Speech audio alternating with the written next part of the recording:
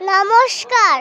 কবি কার্তিক ঘোষের কবিতা গাছ বসাবো, এইখানে জল ওইখানে জল, কোথায় তখন ডাঙা, মাথার উপর সূর্য যেন বাপরে আগুন রাঙা, ওই যদি মেঘ এই তবে ঝড়, নিত্য জলের ধারা, তারই মাঝে হঠাৎ কখন পড়ল পানের সারা, সবুজ সবুজ শ্যাওলা প্রথম জন্ম নিল জলে, তারপরে গাছ এলো সব রূপ কথাকে বলে, পড়তে পড়তে গাছের কথা গর্ব হবে কারো, কেউ বলবে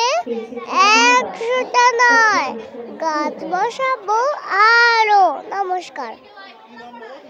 শারণ্যা সামন্তরায়, কোলাঘাটে।